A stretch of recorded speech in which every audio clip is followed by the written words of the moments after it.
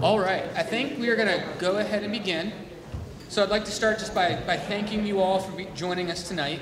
This is actually the 8th in a series of 9 Making the Best Place for All community summits that have been taking place over the past several months. And we've got the last one coming up in a couple of weeks here on the 19th of October. But thank you for being here for this one. My name is James Kitchen. I'm the Director of Community Engagement and Constituent Services for County Executive Pittman. And I'm going to be moderating the discussion tonight. With us up on this table is Rodney Jones. She is the Community Engagement Officer that covers Region 3. So this part of the county. She's going to be taking notes this evening and making sure that we do all the follow-up we need to. If we're not able to answer a specific question here tonight, she's going to be the one to make sure that we get that to you afterwards. So thank you for being here, Layla. I would also like to introduce some of the county staff that we have here. From our departments, we have Mr. Steve Kai Ziegler is over here. He is the Planning and Zoning Officer for Arundel County.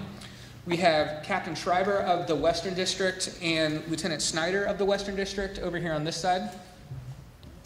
We have Aaron Karpowicz is here from ACDS. Thank you for being here, Aaron. Mark Wiedemeyer is here from the Department of Inspections and Permits. He is the Director of Inspections and Permits. And we also have Brandy and Tyler here from Anne Arundel County Workforce Development Corporation. And did I miss any other county staff? We've got Pete Hill over here. He is our Director of the Office of Equity, Diversity, and Inclusion. I'm Katie Weber. I'm with the Office of Emergency Management. Awesome. Thank you for being here, Katie. And I'm Sergeant Graff from Northern District. Awesome. Thank you for being here, sir. All right. I also want to announce some of the elected officials that are here and thank them for being here as well. We have Councilwoman Allison Pickard is here. And there you go. And Delegate Mike Rogers is here as well. And I think that's the only 2 electeds that I see. If I've missed anybody, please raise your hand and let me know. The way this evening is going to work is after an opening statement by the county executive and the councilwoman, we're going to spend about 20 minutes discussing 3 topics. 20 minutes on education, then we'll have 20 minutes on the environment, and another 20 minutes on public safety. We are going to have each of those segments opened up by a community member. We'll introduce each segment, and that will be followed with brief remarks by the county executive. Then we'll open it up for you all to ask questions or make comments. You do not have to ask a question. You can literally just give us feedback. You can make a comment. You can tell us how to do our jobs better, what we're doing wrong, whatever you want. You will have the floor for a minute, and we will time you for that. After that minute, the county executive will respond to your question or comment as is appropriate. I do ask that you keep your remarks to the topic that we are talking about. Then, if we're on education, please ask a question or make a comment about education. Same thing with the environment, same thing for public safety.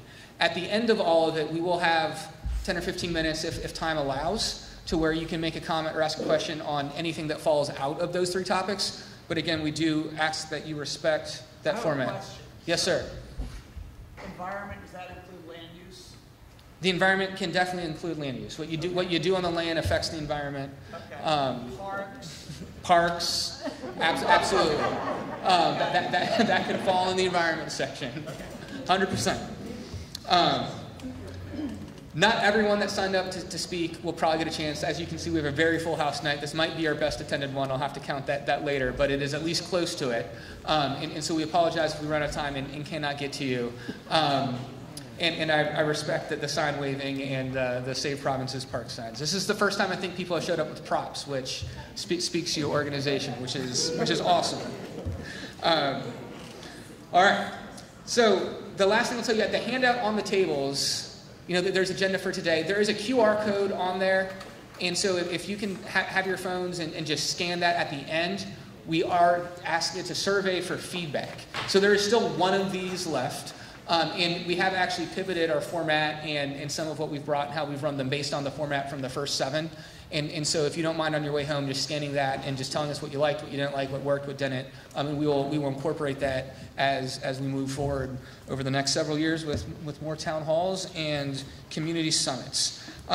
So now without any further ado, before I bring up County Executive Pittman, I would like to offer the podium to Councilwoman Pickard for a few minutes. Councilwoman?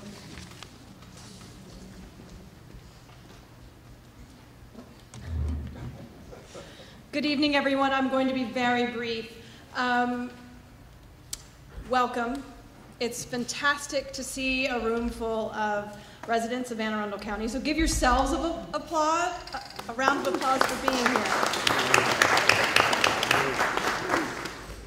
We were a little quiet earlier, so I also would like to thank the county employees that are taking time away from their families to be here.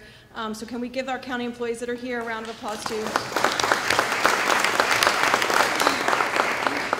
Community engagement has been a hallmark of this administration, and it is borne lots of fruit. Being able to be in rooms like this and directly communicate with constituents has been very important to the county executive and his whole team, as you see many of them here. So with that, I also want to acknowledge that the responsiveness is a two-way street. So it's really fantastic that you're all here. We're putting out, the county executive has made time through the last 4 years to really listen. And I know, speaking from District 2, which is Glen, Burnie, Millersville, and Severn, part of Region 3, we've really benefited from the listening and then being able to take action. We have 4 schools under construction right now. We have parks with new lights for youth athletics. There's been a lot of exciting things happening in our region and more to come with redistricting of our schools. There's a lot of things happening, and engagement is a real huge part of it. So I want to thank the county executive for holding these and being responsive. And again, thank you all for being here tonight. So let's have a great forum.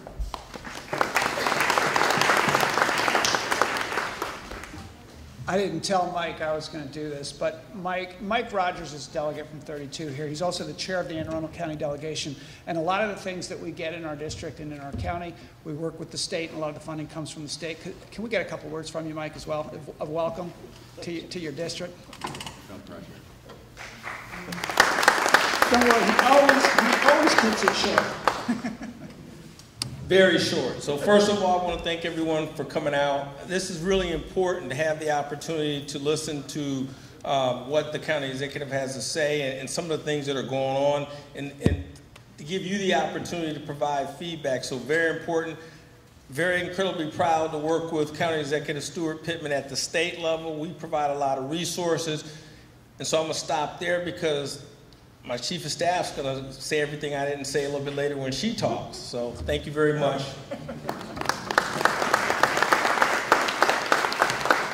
All right, and I just want to say a few things before we get into the 3 major topics overall. The first one is really, it is about community engagement. And people kind of make fun at me sometimes for how many town halls we do. And fortunately for my staff, a lot of them were virtual during COVID, so they were constant. But 29 budget town halls, we had one in every district for every budget, and then the last year we had one for folks who didn't speak English and spoke Spanish.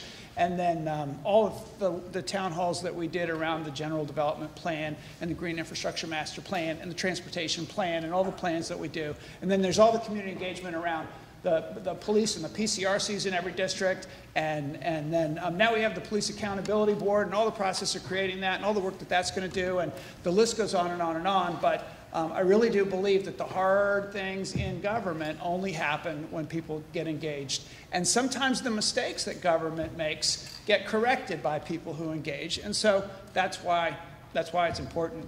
And we're going to keep on doing that as long as I'm in this job. And in order to participate, though, it helps to be informed. And there are new tools that we have. So you can go to the budget, aacounty.org/budget, and you can actually look at the budget buddy, B-U-D-D-E, and you can really dig into every detail of the budget. You can even create your own budget. And there's a thing called Open Arundel, that you, aacounty.org/Open Arundel, and every department of county government has performance metrics, and you can go in and look at them now. And there are all kinds of crazy maps that the plan and zoning people have done that you can go in and play with, and it's really a lot of fun if you're a nerd and you like that sort of thing. So please use the tools, because people have put a lot of time into creating them. And the other thing that in general overall for the county that I want to say is that we're in pretty good shape fiscally. It doesn't mean we can afford everything you want, but it means that our county, you know, we knew coming in 4 years ago that we hadn't really kept up with the growth. This county has grown a lot, and when you grow, you got to plan. And sometimes the planning didn't happen, and the infrastructure didn't get built before the planning. Oh, you're calling him over, okay. I keep seeing these red things popping up all over the place. They're signaling back and forth to each other. We'll hear from you guys soon. All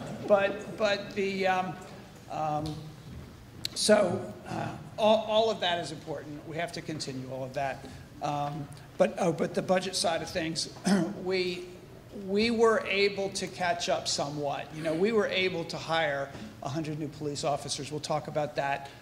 We were able to raise the pay for our teachers, our police officers, and our firefighters so they stopped leaving for other counties. We were able to do another 500 teachers. You'll hear about a lot of these things that we were able to catch up on. I think the permanent public improvements on infrastructure was probably in some ways the most important, because you're going to hear about a lot of school construction going on in this area, and you're going to hear about a lot of parks, and you're going to hear about a lot of money being spent, and it's capital improvements money. The good news is that we were able to reduce the amount that we borrowed, because we had some good budget years, and we did get some good federal assistance in our last budget. And we were, at the same time, able to lower the income tax somewhat and keep our property tax further below that tax cap than it's ever been in that budget, and do a budget where we increased funds in our rainy day fund. So that basically means we're better set up for whatever the future economy is going to bring, and we don't know what the future is going to look like in our economy. But we got the AAA bond rating that this county has been trying to get from Moody's for 50 years, and we got finally this last year a bipartisan 6-to-1 budget. So I feel as though this county is coming together. We are starting to agree with one another on things that we've disagreed on in the past, and that we're in a good place to be able to invest, but do it responsibly. So I will stop with that. No, I won't.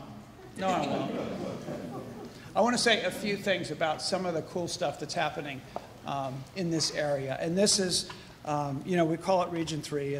The regions that we're talking about here, there are 9 of them, because the Office of Plan and Zoning and Plan 2040 created these regions so that we could do regional planning. In the past, the county used to do some of that, then they stopped.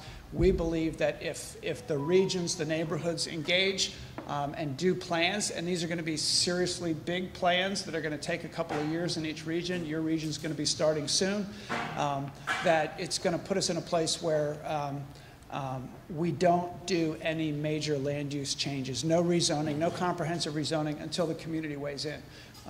So we're doing these meetings in the region planning areas as opposed to doing them by councilmanic district for that reason. Old Mill, you know, will be on the new Old Mill West, they're calling it. We don't know what the eventual name of that high school is going to be. You've seen it going up, I hope, I think. It's going to be magnificent. It's going to make major changes for school redistricting in the area. But it's going to be great for the kids. But we were able to do that as well as the elementary schools and the whole cluster because this county council funded the Permanent Public Improvements Fund so that we could actually keep up on our school construction plan. But the school board did announce that there will be redistricting as a result of that, those new schools coming on in '24.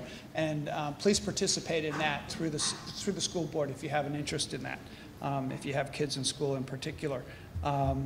Meade High School is also being renovated, and that's also going to be done in '24. It's $120-some million of Defense Department money, which is fantastic.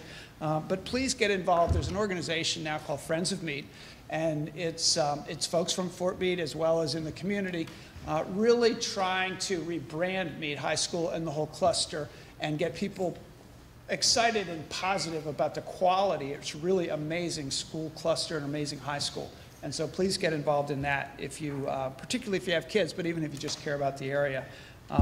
You've also seen the Severn Center going up on Reese Road right here, right next to Van Bachlen. And It's at 50% construction right now. We were going to have a 50% ceremony, but we got rained out. I think we're going to have it next week or the week after. But that's going to be such an important resource for seniors. There's going to be a senior center there, and kids. There's going to be a Boys and Girls Club there. There's going to be a full-size gymnasium, and there's going to be a lot of community space for community activities to take place. And this county had said we don't do community centers because we have rec and parks, we have schools, and we don't need community centers. And we said no to that. And this is the first community center that this county has built in a very, very long time. And it's really going to be the best one in a very, very long time. So please come and when we do the real opening, please participate in that and find out what those activities are going to be. And then the last thing that I want to mention that I think is really cool, and I have to credit Councilwoman Pickard for this, because she really kicked our butts on day one when we all came in 4 years ago and said, we've got to do Glen Burnie revitalization. Let's create the task force. Let's get serious about this. It's been talked about for years. And the work of the revitalization task force with residents and businesses and county government has been really extraordinary. And you're starting to see little things with improvements like Rotary Park, which is very small, but you also are seeing land that's being acquired and plans that are starting to be underway, so that whole corridor from the train station, from the Cromwell station down to Glen Burnie Town Center is a boulevard. We're going to make it a boulevard, and it's going to be revitalized, and I think people will love it. It will be walkable and wonderful. So I'll stop with all those things that I'm excited about and sit down and hear what you guys are excited about or not excited about.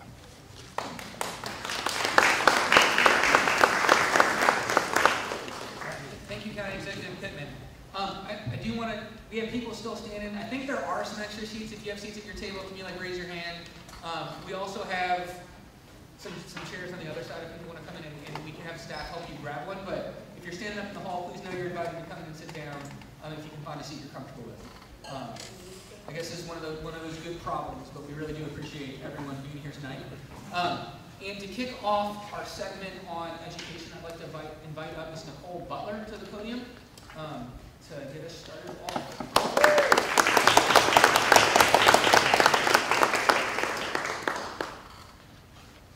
Yay, Nicole.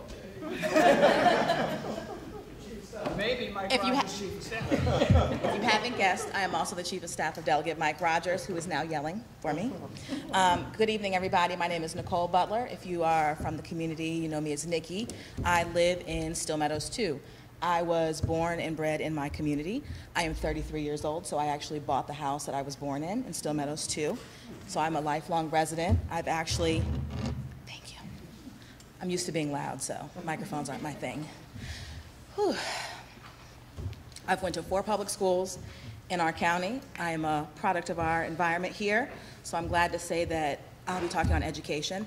While I am 33, I don't have kids yet, but I do want to have kids and raise kids in this county. Being from here, I want to continue a legacy in our county. My parents were in the military, so we moved away for a few years, and coming back and then staying for the rest of my school age years, I went away to college and I came back. So knowing that I want to stay here and raise my kids here, that I don't have yet, is important to me. So staying involved in my community, thinking about education and what that looks like for the future is important to me. So just know that if you don't have kids in the area, thinking that might not affect you yet, you probably have grandkids in the area, or you might want to continue your family line here or staying here is really important. And really, it's important for the betterment of our county for us to think about education, even if it doesn't directly impact us. So that's my spiel on me and how I tie into education here. I really think it's important for us to think about the future and how we get there. So I know that we're experiencing some things right now with buses and stuff, but I think having concrete plans and making sure that we're continuing the conversation of how we can all partner. And I know that there's some things that are just for the school board to decide, but know that our county executive's office or our state delegates or our senators can have partnerships and working together to see the benefit of what happens. We can go to the state and ask for money. We can go to the county and make sure that that stuff gets put into budget. So while there might be some policy changes for education that go through the schools themselves and our state-run education system, having a partnership, I think, is important to make sure that we can see that through. So wanting to know what we have for our county executive to talk about the future and what that looks like. And I know that he touched on some points that he's already done, making sure that we've had step increases for our teachers, making sure that we are equitable, and making sure that we're a viable option for teachers to want to come and stay in our county is very important. And that's a futuristic plan. It can't be solved in 1 year. So knowing what his plans are going to be, I think, ask the questions. I think this is the time for us to ask the questions about education and make sure that we get those questions answered. If we have issues about buses, knowing that we're going to be out and trying to fix that. I know that we've had discussions lately about trying to fix our buses, and it's going to be a long process to get there, but making sure that we are all committed to working together between the different agencies and the different funding sources to get it all done is important. So funding sources is first and foremost from the county and then from the state. So I think knowing what those visions look like, and we should always have an input. We should all be able to say, hey, I'm having a local issue. How can that help? What can we do to get there? So kind of touching on those points. You talked about community centers and tying that in, and I know that we have the Severn Center right here. But note that's a community-led effort that just got support from the outside. So knowing that we can create those partnerships to say, hey, we need you all to be looking at our community. We need you to be focusing here. These are what our children need. This is what we need to get through. So just making sure that we're creating those communication lines and we continue to do this. It's not going to be an overnight fix. So just making sure that we touch on those points, we listen to him, but we also do have a voice too. So knowing that it has to be a partnership. And really about the future. I think you said it. I think we need to know what your plans are and what your vision is for the future. I think there are some short-term things and there's going to be some long-term things that we do to get where we need to be with our kids, our teachers, and education. So I think we're all excited to kind of hear some other points that you have for us. And please, everybody, make sure that we're having open communication with all of the offices and understanding that policy comes from the school board, funding can come from the state and the county executive's office, and it has to be a partnership all around. So if there's things that you think we need, making sure that all of those lines of communication are in that when you have those discussions, because sometimes it's about saying it to the right people and it being heard, and you are a resource for us in our community to tell them what we need. So just keep doing that. All right.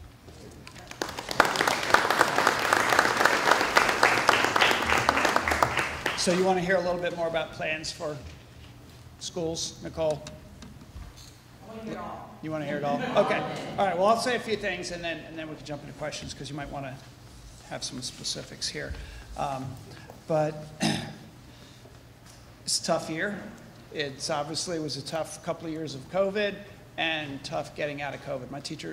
My sister teaches at Annapolis High School, and I hear stories directly from her, but I hear from all teachers. And I stay in close contact with the Teachers Association of Anne Arundel County, and I meet with the superintendent once a month. I met with the previous superintendent once a month, and I meet with Dr. Bedell, who started in August, once a month. And I can tell you that I like this new superintendent that we've got. I think that the school board did a very good job in selecting him from Kansas City, where he made extraordinary progress. And the reason that I'm so enthusiastic about him is that he is thinking outside the box.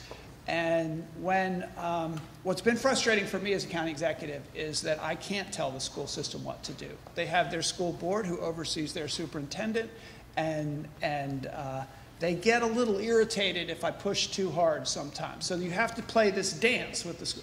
The dance is different with the new superintendent because I'm the old kid on the block and he's the new kid, so he's much more open to ideas. But a year ago on school buses, for instance, you know, I got pretty frustrated when kids weren't getting picked up, and I was hearing from these 13 companies, the bus driving school companies, they're contractors, that it's very clear what they need. They need $5 an hour more for their drivers. They can't compete against Amazon and everybody at all. They'll be completely outbid if they don't get a hiring and a retention bonus. And so when the school superintendent said, no, we can't do that because we have contracts and those contracts aren't up for renewal yet, I said, well, that's a load of BS because the crisis is now. We're not going to wait till the contracts end.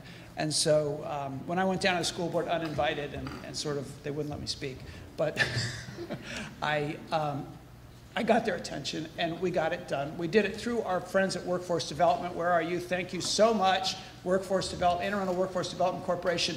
They actually stepped in with the federal money to run the program, to provide those hiring and retention bonuses. And then they did the recruitment to get more bus drivers and make sure they could get their CDL licenses faster. And that was good, but it didn't fix the problem. And now we still have, it was really bad at the beginning of the year. What Dr. Bedell is doing is now thinking outside the box. And if you heard what he said to the school board on Tuesday, it was, well, if they can't get those kids to school, we're not just going to give up. We're going to create a whole new system for contracting with the with limousine companies, with churches that have buses, and use non-CDL drivers in vans to get kids to school one way or the other.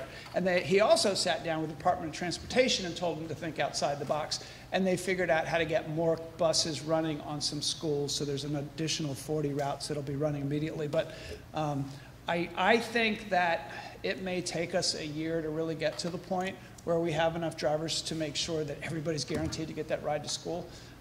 But we have to, as a community, when a crisis like this happens, and this is a labor crisis, a labor force issue that's happening everywhere, we got to pull together, and we've got to actually work together to solve the problems. And the transparency coming out of the school board has been increased a lot, and I feel very good about that. And I think most parents appreciate the fact that at least they're being honest and forthright about exactly where they stand every single day and every single week on the school bus issue.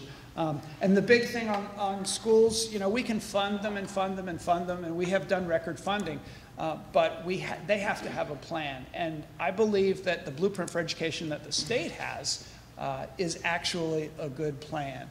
And so while we've managed to increase teacher pay, the Blueprint requires that by 27, they will be starting at $60,000 rather than $50,000 a year. And then everybody else's pay will go up as a result. But not only that, they will be required to give those teachers additional time each day to do planning for the next day and to do one-on-one work with students. That's going to mean more teachers. But the state is going to help us pay for this, and it's what we have to do, I believe, to be able to give those students the time and the attention that they need. And the other thing that we've done that we will continue as county government is to work in partnership with the school system. We created the Joint Commission on Mental Health with the school system and the county mental health agency, and they are starting lots of new programs and collaboration that didn't exist before. And then we have the Joint Commission on the opportunity gap, the achievement gap. And that work that is being done by the county side is focusing on kindergarten readiness. And so we've got new programs with the libraries and with our health and human service agencies, and addressing things like housing affordability and transportation that impact a child's kindergarten readiness when they get to school, because if they can go to kindergarten without trauma, they're much more likely to succeed in the future. So these are all things we can do together. These are all things that are essential to our future. And I will sit down now, or I will take any questions, any additional comments. All right, thank you, County Executive. On education. So now what we're going to do is we're going to open it up. I'm going to call the couple names, actually just one for the section, who signed up ahead of time, submitted a question, and then showed up and said they want to ask a question or make a comment on education. We have two of our team members, Mr. Sergio Blanco over here, and Ms. Jenny Probstel over here that have microphones. So I'll call on you, and you'll be brought a microphone. You can stand up and make a comment, ask a question. Again, I ask that you keep it to education, and I ask that you keep it to a minute. And be a little bit lenient with that, but not much. And I think that'll work. So the first person who signed up about education is Chuck Allender. Is Chuck here? Yes. Awesome. Yes. So then everyone else can hear you too. Like I know we'll be able to, but it's helpful. Just make sure you speak into the microphone so everyone can hear you. Yeah. Yeah, so my neighborhood is Quarterfield Farms, and currently we are districted to Glen High School, and we're only like 2 miles away from the new school. So my concern is how's this redistricting determined, and I'd like to be part of that in the future to hear those plans and see what direction is going. And I'm currently retired and willing to volunteer to help in any way possible. Yeah, I think if you go to aacps.org, somewhere there's an announcement that they made. ACPSredistricting.org, the website's up, and it tells you who are actually looking for the new Illinois. It tells you already? They've already made their decisions? Well, there's scenarios. Oh, okay. So, but I think most of those neighborhoods are all in scenario 1 and 2. Some of our Severn areas down here are different. So can you say that website again? AACPSredistricting.org, and then you can sign up on there too. They're going to use those CAC, I think they're Citizen Advisory Council, or I can't remember what the acronym stands for. So those folks are going to be doing all meetings on redistricting. With the consultant. Quick follow-up since he was short. Is it possible to send out your notes to the people that have pre-registered? You have our emails, and I'd like to know. Notes from this meeting? I'd like to know what the minutes are. You just mentioned a website. Okay. We'll make, send those minutes out. We'll get that information. so we'll make sure we get you that information. We have not been sending out minutes written, so to speak, but we are filming, and that gets put up online afterwards as well. So we'll definitely communicate, and we'll make sure to get you served that website. Absolutely. You can watch the whole meeting over and over again. All right. Mr. Allender is the only person who pre-submitted a question on education that said they wanted to ask it as they walked in. So is there anyone else that you just want to raise your hand if you have a question or a comment on the topic of education that you would like to say? Yes, ma'am. My name's Stephanie. I live in Severn. I'm loud. I'm a New Yorker. So the bus situation. My husband is a Baltimore County teacher, and unfortunately, I feel like, and maybe this is just the perception, but Arundel has significantly more bus issues than the other counties.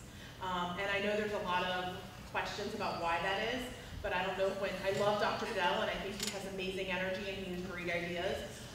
But I just, as somebody who doesn't have a bus and hasn't all year for my children, it's really, really untenable. I mean, it's basically what it boils down to. And I know, like, you can't fix it. I just hope that you can maybe help the people who can fix it.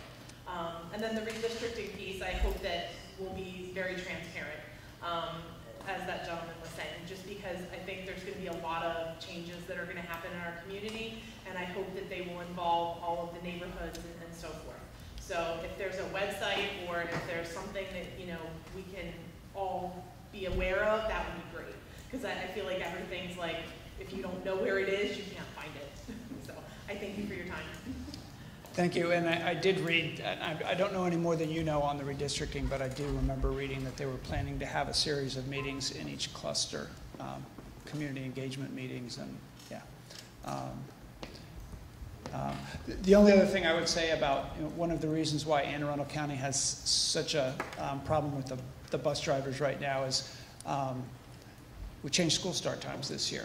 And while you know, I and the majority of our county council asked the school board to wait and postpone it until we could get on top of these labor issues a little bit better, it's where we are. So the compression of the start times does mean for some bus drivers, one bus driver told me she got the $5 an hour increase and decided to stay, but now her hours went from 40 to 30, and it's really tough. And you don't think they'll change that, right? I mean, there's no way I don't believe they will. I mean, we put the pressure that we could put on them, and it's a board decision, and it's been done, so I don't believe it will go back. All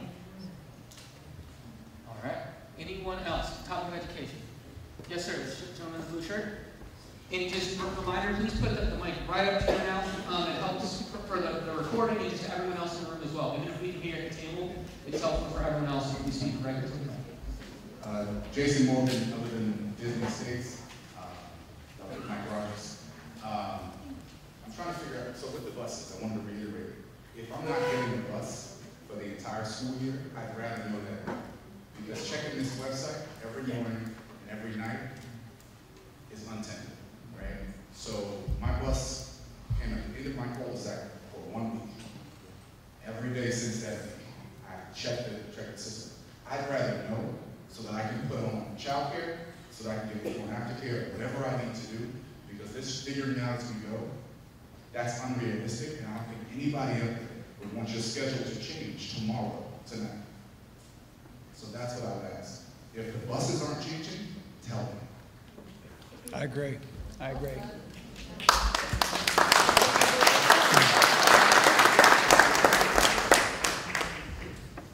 All right. So I can help you. I called transportation and they are very nice, and just as anybody who has an issue, I said to them very bluntly, like, yeah, how long is this gonna go for? And I said, 4 weeks, 6 weeks, I know you can't give me, but they said it's gonna be a minimum of 4 weeks or more.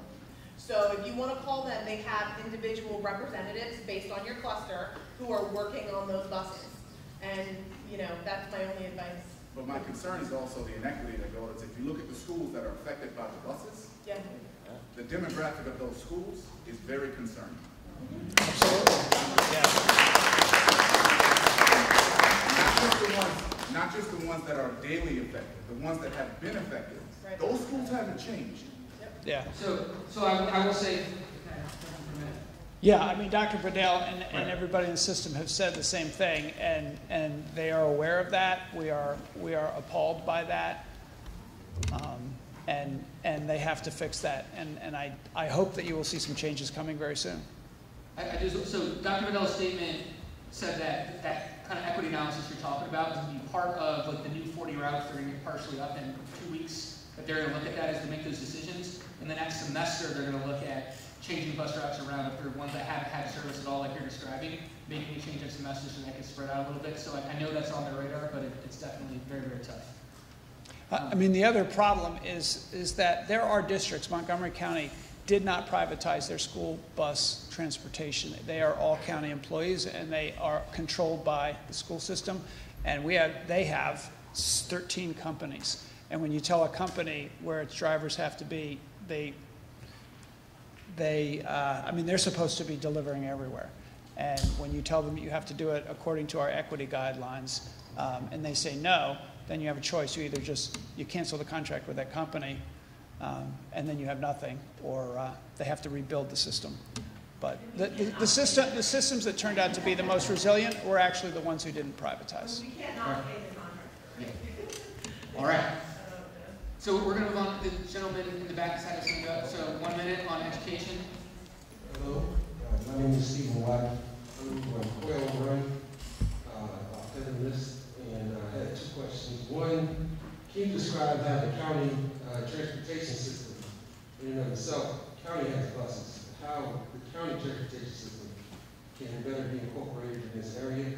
I know there's quite a few issues in terms of not just getting to school, but also getting to the mall without teenagers and people that work over in this area, amongst other issues. And then the second one is, I was made aware of a concern that there would be oatmeal that is for the wealthy and the oatmeal that's not for the wealthy. When we get this new oatmeal, and then we provide how you Wait, say that again. The old mill, the what? I'm sorry.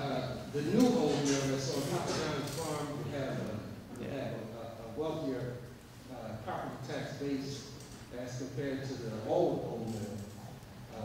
And so I'm wondering if you could describe what the redistricting equity analysis that you might have in regards to that oatmeal and the new oatmeal and any other redistricting issue. So those are kind of my 2 questions. The county transportation system supplementing the issue that we're having now and other issues, and how you envision the old or the new oatmeal being incorporated into session. Thank you. So, Anne Arundel County's public transportation system is small, as we all know. It's growing very slowly, gradually, as we attempt to create a real public transportation system of buses so that people can actually get places in a reasonable amount of time. There were some changes made early on last year that have continued. We made all those buses free. They're free. Well, they're free for students. They're free for everybody. They're not allowed to take kids alone below a certain age, so it's only for high school kids that we're talking about that can even be a help with the school transportation. But that's struggling. As far as the equity lens and the analysis of redistricting, it's the school board, and that's by state law. you know, we have to, I will certainly watch it. I'm sure everybody in this room will watch it closely. I know that historically redistricting has been done in a way that segregates neighborhoods and creates schools that have less resources than others, and that we have to end that practice, and this is an opportunity to make it better. We have time for one more question or comment on education, if there are any takers. This woman right here.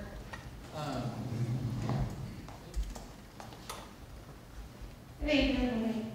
My name is Shanae. I'm from the Severn area. I'm born and bred in Anne Arundel County Public Schools, and I now have kids that go to Anne Arundel County Public Schools. Now, pre-K-3 has been a phenomenal change in the education system and implementing that. However, with bus shortages, that leaves parents having to find other means to either, one, get out of work to get their children, two, can cause a whole fraction within someone's day, and then just also in general, these teachers, secretaries, the staff of the schools are having to stay hours late, 2, 3, 4 hours late because parents are unable to, you know, make that mitigation with their employer and say, you know, hey, this is happening every day. I have to go pick up my child. I also have to drop them off. So it's causing a real friction in pretty much everyone's workplace schedule. And just in general, having that. When I was younger, in my elementary days, they had something called Open Door, and there was an after school and before program. Now, some of the schools do have them, but it's not all, where schools in this area and many other areas, and the ones that are mainly having the transportation issues, could benefit from funding like that. So is the county, well, are you guys someone that would help mitigate that conversation with Anne Arundel County Ag, getting something that placed into the schools for that purpose while they're trying to mitigate the bus issues? So you're talking about after school and before school? Yeah. Childcare, yeah. So that is something that Anne Arundel County Rec and Parks, believe it or not, manages childcare program. And it is less expensive than the private sector, and it has some subsidies. And we were terrified that at the end of last year, because of the shortage of people to work in childcare centers, they had to close 2. And we thought with the school start time change, it was going to be a real disaster this year. They hustled and they worked with workforce development, and they got enough folks hired that they were able to open them all and operate them all this year. It's supposed to be a self-sustaining fund, and we put additional money into to have hiring and retention bonuses there, because government has trouble keeping up with the market because we don't move. It's hard to move fast in changing people's pay, so they're stretched. They're saying they cannot add additional locations at this point and additional programs because they're barely meeting the ones that they have. But my own view is that and I talked to Dr. Bedell about this too, that pay for childcare workers, pay for cafeteria workers, pay for school nurses, pay for bus drivers, the lowest wage, the custodian staff in the schools, that's where they're having trouble hiring because that's where they're not willing to pay a livable wage. And we as taxpayers have to step up and say, we're not going to stand for that. We are not going to stand for people working in government or in our school system who are not getting a livable wage. And a livable wage means a competitive wage. We've got to compete with the private sector. And that's, I think, where we're failing. All right. Thank you. We are now going to move into the environment and health section of the evening. And so to kick that off, I would like to ask Mr. Burnie Robinson to come off and kick off our section. Was there one more? Was there one more on education? No. No, okay.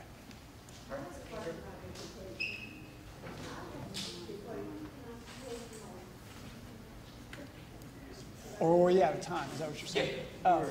So we'll have time at the end to come back to all questions, but I do want to move it on to make sure we cover the environment and public safety. So, sorry. Mr. Robinson, if you want to come up to the podium and kick off the section, I'd appreciate it.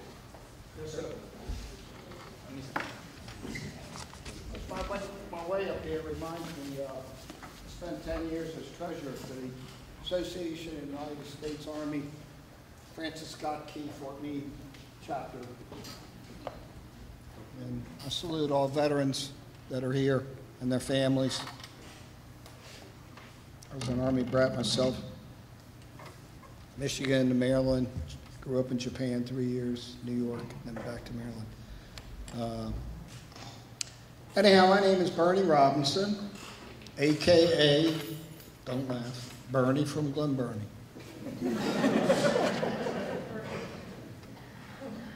I have enjoyed living in Glen Burnie for decades and previously worked throughout the county for many years.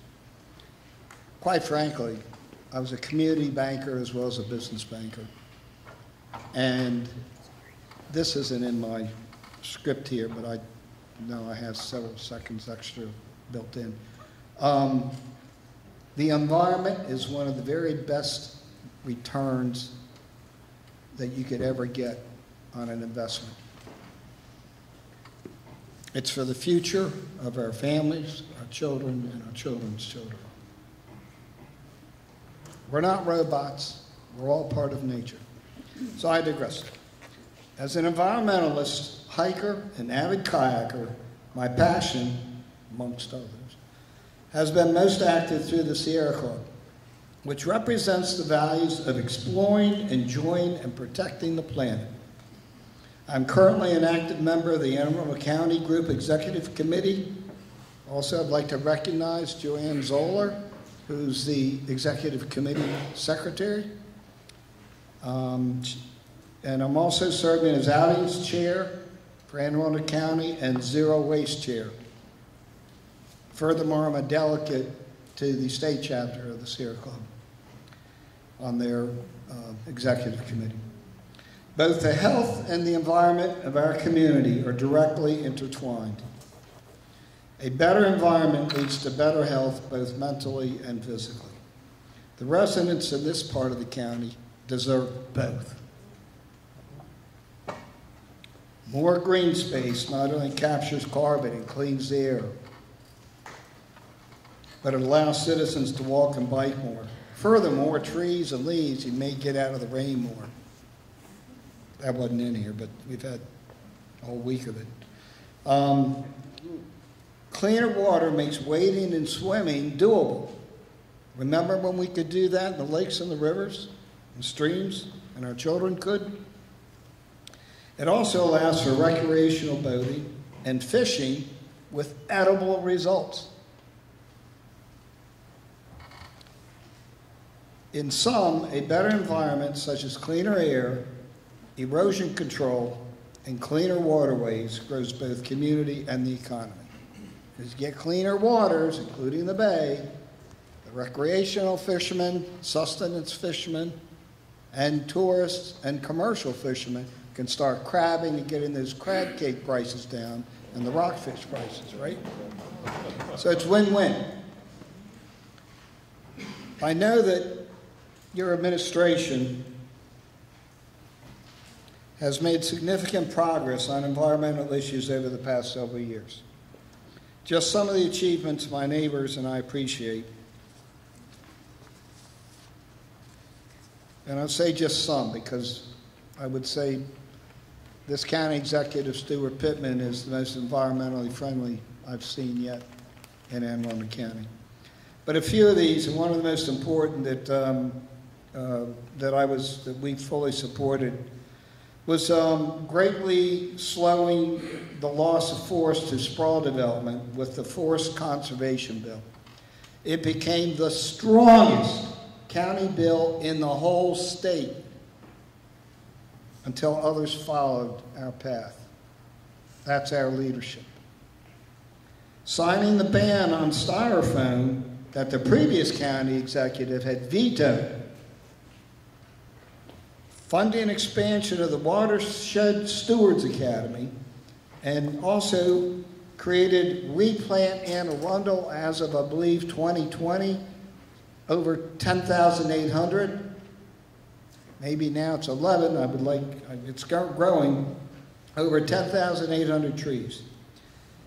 Also, acquiring preservation land adjacent to Bacon Ridge Natural Area and Quiet Waters Park, not to mention other land in the pipeline as part of our green infrastructure master plan. And by the way, I really enjoyed the opportunities to provide input in that process through the home computer and Zoom meetings to protect 30% of our county land by 2030. I applaud these successes. While we've made progress on environmental issues, my neighbors and I would like to hear your thoughts on what still needs to be done. What is your vision for the direction the county needs to take in order to protect the environment? Thank you.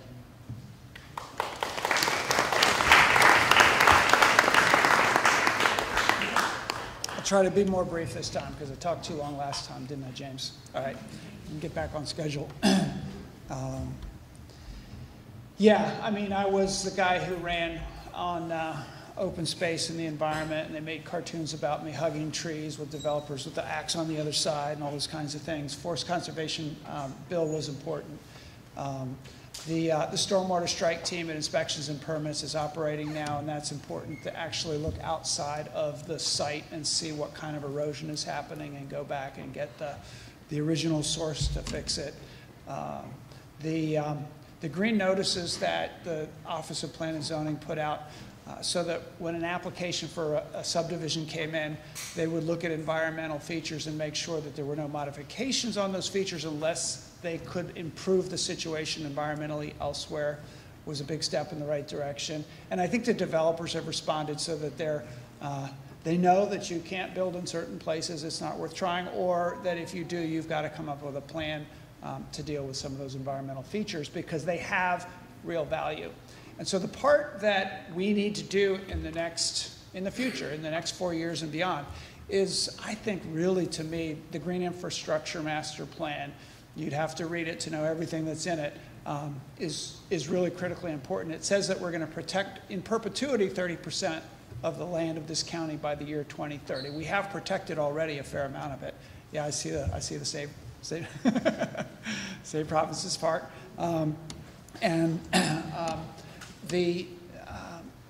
But it's hard because we've gotten the low-hanging fruit already of land that is easy to protect.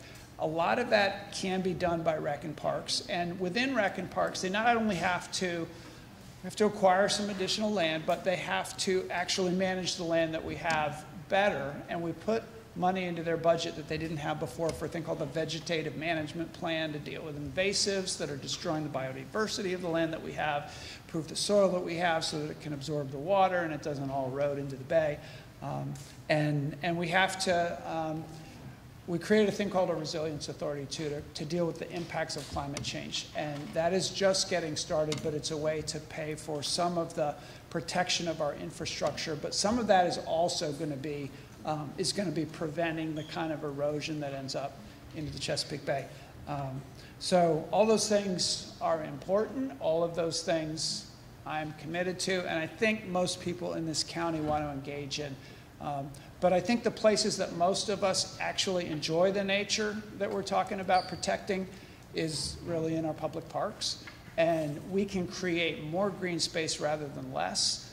That plan actually calls for us to plant trees in places that are urban as well, so that our urban areas turn gray, not green. So Anne Arundel County is really, we got 530 miles of coast, and a lot of people moved here because of the natural beauty of the place. And I don't think there's any question that we're going to continue to do that work and create the best park system anywhere as well. So I'm on board for all of that. All right, thank you, sir. So we will now call people up to ask a question about the environment or health. So I'm going to start with Ms. Claire Greiner. I apologize if I mispronounced that, but you want to raise your hand? And we'll get your mic. So just please remember to speak directly to the mic, and you have a minute to ask a question or make a comment. Quick comment. I've lived on Citadel Drive since 2010, and I don't think that's on. Yeah.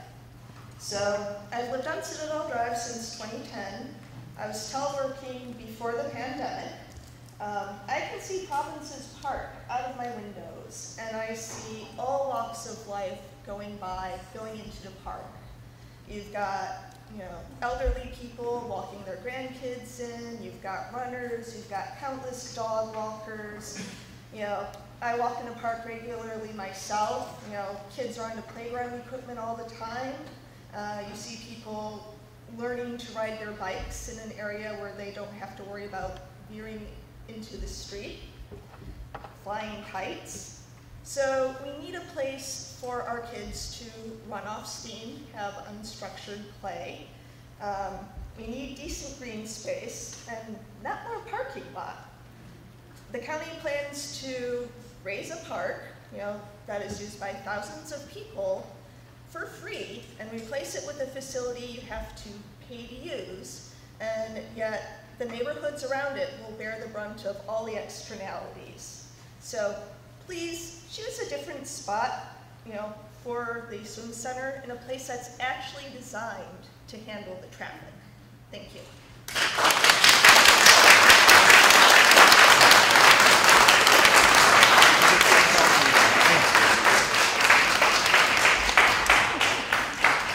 So hold up your sign if you're, okay, everybody hold up your sign, okay, that's impressive. Well done. Okay, you don't have your sign. You ran out of signs. They'll fix that. Okay.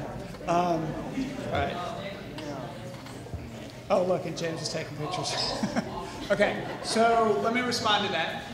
And this, because I know that because you're not alone, I'll get a little bit longer response than on some other questions. West County Swim Center is something that has been talked about for quite a long time in the county. It's in this thing, they do this LPPRP, the Land Preservation Parks and Recreation Plan, where they engage residents. They just redid it in talking about what kind of recreational activities we need and what kind of land we need to preserve and protect. The siting for the West County Swim Center is something that was has been talked about by council members, particularly in West County for quite some time. And the original plan was somewhere in Odenton and a number of different sites. What they ended up doing when there were problems with all of those sites is they hired a consultant, which is what we do in government when there's not an easy answer. They did an assessment of a bunch of sites, including Provinces Park. And then they made a determination that Provinces Park was the most suitable site. And a part of that determination was that Anne Arundel County already owned Provinces Park. So there was a cost assessment included in that, as opposed to purchasing private land to build the swim center. The timeline that I'm told is that in January of 21, the former Rec and Parks director did meet with the council person and said, this is being considered, how do you want to proceed in terms of community engagement and things. And she said, we need to do a community meeting about it. But that community meeting didn't happen for whatever reason until October of 2021, and it only included 3 people from the community. And the reports I heard were that it wasn't the opportunity that people were hoping for engagement. And so October, then it comes around into the budget process, the capital budget process, and so I can take some blame for not having gone out there at that time. Generally, we wait to hear there's sort of councilman of courtesy on these things, and they've been looking for this for a long time, and it went on through the process, went to the council, got a 7-0 vote for that site to do the planning for a swim center at Provinces Park. I then went out and I met with a group of residents. It was a really rainy day. We were hoping to go out to the site, I think. We ended up with some on Zoom and some in a small room, and heard loud and clear what you were saying, and went back to Rec and Parks and said, look, I think we have to start looking at alternative locations. And that process has begun, and some of you have talked to Rec and Parks, and some of us with ideas for sites. I have talked to Pete Smith, who's former councilman from the area, possibly future councilman in the area, candidate for council. Oh, there you are. You moved from over there. Weren't you over there earlier? Okay. Okay. All right. You came over here to get your sign, didn't you? With ideas about sites. And there is because it got through the budget process, Rec and Parks hired a consultant to do design. And the design is on that site, and the design on that site will be looked at by you.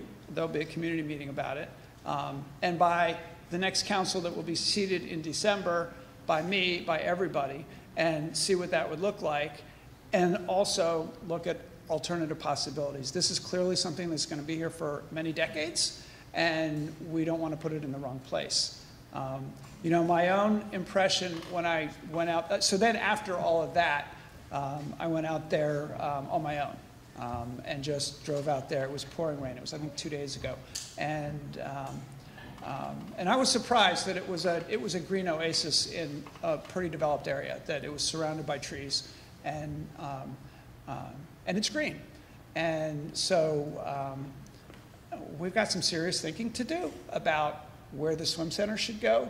And I know that you will continue to advocate for an alternative location. I don't know whether there will be advocates from the swimming community who will advocate for that location, but we would not be doing our due diligence if we didn't look at other sites. So I know there's been talk about Fort Meade, and that's been talked about for a long, long time.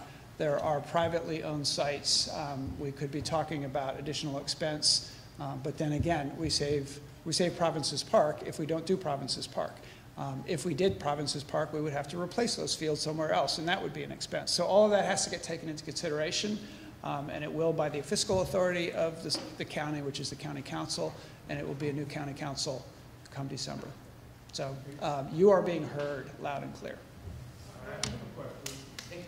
Let's go in the right. Let's go. Yeah, so whatever you got. I have a list of people with questions, and if there's time at the end, people can ask about any topic there. But next up, I have Michael Young. Is Michael here? Awesome. And Jenny, if you can bring Michael a mic, that'd be great. Hello, Mr. County Executive. We actually met last year at Kick Gas Annapolis, at the Annapolis Harbor. And one of the things that I was hoping to see, some more progress on is electrifying the county vehicle fleet and putting solar panels onto the government buildings. Let's look at the big picture. Talk about green, talk about education, electrify those buses. Those diesel fumes are lowering the IQ of the students. So we need to, One way to put it, yeah. electrify those buses so we can have smarter kids. The other thing is, as far as electrifying the police fleet, I've been informed that electric vehicles, the proper speed limit that cars can go in electric vehicles, they can pretty much keep up with anything. So, these are the things that I'd like to see kind of addressed, going forward. Okay. Yeah, definitely. So yeah, it's been 2 years since we did the executive order on electrification of the county fleet, and Central Services is managing that. They do an annual report to the county council and to me on the progress towards that. And it started. I don't know if you saw our Back to the Future sort of spoofy video that we did with the first electric vehicles that the county has purchased. We do have one bus. It's part of the connector that goes to the mall and around there that's electric, but they don't have a way to charge it yet. So we're working on that. But there will be more in our county bus system. There will be electric buses, yeah, we want to get to the point where it's 100% electric. And then as far as the solar on the roofs, we're doing we have the contract in place for at the Glen Burnie landfill that's capped to have solar panels there. That's going to be a huge solar array. We just cut the ribbon on Department of Public Works, one of their primary buildings and facilities has got now solar over the parking area and solar on the building, and we did another executive order on getting Anne Arundel County to 100% renewables by 2030, either purchased or produced. And so what we don't produce, then we have to purchase renewable. But the process is underway, and like everything government does, it doesn't happen as quickly as we'd like. But we're getting there. Thank you, sir. Next up, I have Ken Jennings. Is Ken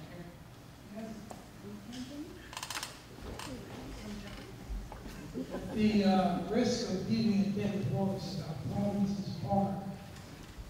In addition, That's okay. It'll be good and dead by the end. I mean, the horse will be. You won't be the only one. in addition to ripping up the green areas of what 800 parking spaces in, you're going to favor the swimming athletes as opposed to 6 fields for soccer and baseball. Those will be eliminated under your plan and consolidated into one field. In addition, the environmental impact of having 1,500 to 2,700 people a day go into the swimming facility will cause immense traffic jams on 175 and Atlas Road and Disney Road. And that is something that I don't think has been fully taken into consideration.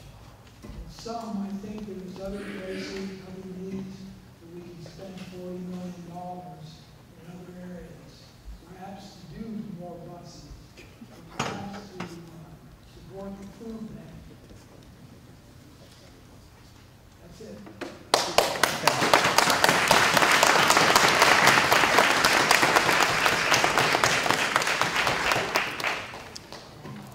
So I believe that by the end of the year, there will be a design that they'll put out. But one of the things that I'm told, and I don't know if this is possible, but I'm told that they believe they can do it with only losing one of the fields that's there. We'll see when the plan comes out. All right. Next up, I've got Cynthia Williams.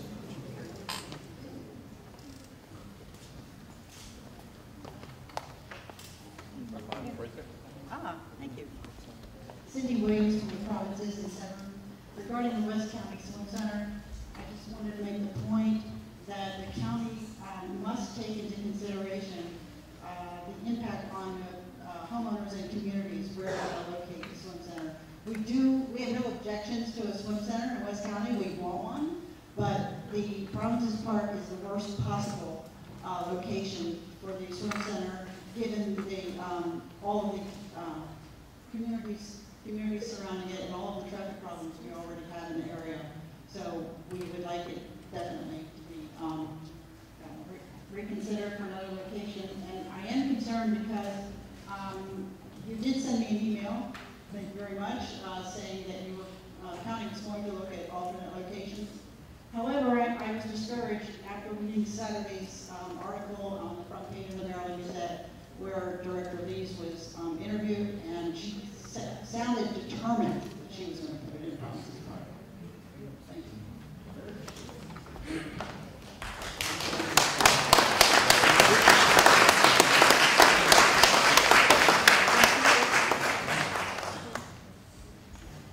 All right, we've got about time for one more question on the environment. I'm going to ask this for variety's sake. Does anybody have a question on the environment that does not have to do with the West County Swim Center or Provinces Park? This woman right here. Good evening, everyone. I live in Severn Crest, which is a 55-plus community. I am the youngest member. My husband just passed away in April. He is a veteran, a Navy vet. And I'm concerned for 2 reasons. On 170, getting out of our community is extremely dangerous. And my community has worked for at least 4 years to get a light there. We understand people are going in and out of Fort Meade. We also understand that we're in competition with the federal government, even though over half our residents are veterans, like my deceased husband. And secondly, as a 55-plus community, we already have one community that was built by the Crotch, or whatever their name is, K Brothers, that 19 homes, and now they're proposing another one that goes right through our neighborhood that's almost 100 or so units. So that would definitely change our community. And we're old people. I'm the youngest one, but we're old people. And we would and old people kind of community where we can be in single family homes. And we have worked diligently with the county about our traffic. I agree with this gentleman. We can't compete for Fort Meade. I work and I can't even take a left when I go to work in the morning. Sometimes I wait 5 to 7 minutes, so I have to go right and go all the way around, and even that is dangerous. So we're asking for some relief, and we're asking that our community is not ripped apart for older people, and we need things just like younger people need things. Thank you. What's the intersection again? It's 170 and Minnetonka. Minnetonka. Yeah, this is, you get off of 100 and it's straight to Fort Meade. Okay, we're going to get back to you about that location, but also thank you for your husband's service. And you know, I second what Burnie from Glen Burnie said. There are a lot of veterans and enlisted people in this room because we have Fort Meade, and we're lucky to have Fort Meade in our county protecting our country at this time. Thank you very much for your service. All right, we do need to move on through the agenda, so we're going to open up our public safety segment at this point. And again, after this is done, like we'll have a time where people can ask questions about any topic that we didn't cover.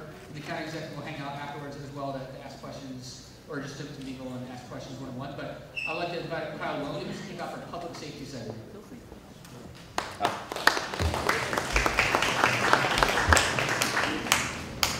Good evening, everyone. My name is Kyle Williams. I am the CEO of Tunnel Vision, which is a full-fledged water program here in Anne Arundel County. And we also oversee a nonprofit organization called the Chase Your Dreams Initiative, which provides a lot of services for young men and young women and also adults that we're impacting from a social and economic perspective as well. I grew up in Anne Arundel County. I attended North County High School as well as Old Mill. I've been a Severn resident since about 2003. So my community holds a near and dear space to me as well as you guys. And what I wanted to kind to talk about today on the topic of public safety, I think that as you know, we have a great leader who is kind of unprecedented in a way when we're talking about our neighboring communities, our neighboring counties and so forth, is really open and working together with local organizations and local community leaders to understand what this county really needs, the ones that are getting out there in the community and talking to individuals such as yourself. He's been doing a great job of that. And I think that as we continue to make the investments that they have been in the Severn Center and all of these great, beautiful things that we're bringing to Anne Arundel County, it's important that we understand a plan or how we can effectively get issues resolved quickly and be able to get transparency on what took place and things like that, which has been very important and amazing. We started our work back in 2020, you know, starting the Chase Your Dreams Initiative. I work in the community, and during that time was actually an unfortunate situation, a public safety issue that took place during Thanksgiving during that time. And we were able to unite with the county executive and the team and law enforcement to be able to implement a lot of things that has helped decrease crime in the past year or so through the pandemic. It's a really challenging time for everybody. It was a lot going on, but we worked hard together to be able to collaborate to make sure that public safety was one of our key components to what we were doing in the community. I think I can speak for everybody when I say that, you know, our young men and young women that are growing up now, it's a different time than when maybe some of us growing up. They're dealing with a lot of different challenges, maybe sometimes hard to get through to the young people. I'm sure a lot of you guys as teachers and dealing with children as well, you kind of understand that. And I think that, you know, while we implement these programs and so forth, it's been very important to understand public safety, because as we get them out and get involved in certain things, what's our real plan? You know, how do we address these things? How do you guys feel safe in your community as we're bringing something like the Severn Center, which is going to bring, you know, more attention to certain areas and so forth, which is great, but what's our plan really for, you know, addressing those things as those issues arrive? And I think that just looking at that, you know, from that perspective, when we look at county executive, what you've been able to do, like I said, from 2020 to 2021, you've been able to decrease the crime by 11%, right? The investment that you have made in body-worn cameras by police officers, right? For full transparency with situations there. Us doing a lot of work in Western County in certain neighborhoods and so forth, we understand that there's been a huge need for work reentry programs, which you've done a great job in.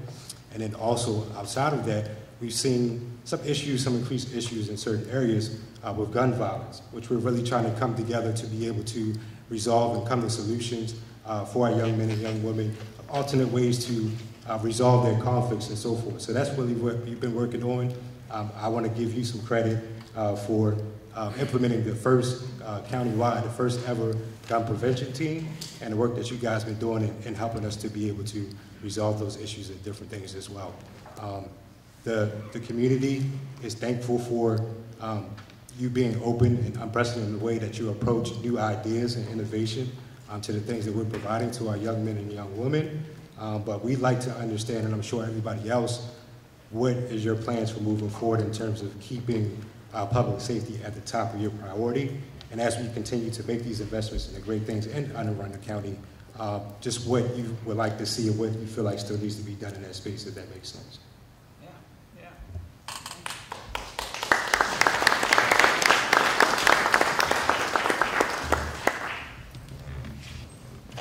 If you haven't heard of Tunnel Vision and Chase Your Dreams Initiative and the work that Kyle and Rodell, who's sitting with him, have done, check it out. It's really impressive.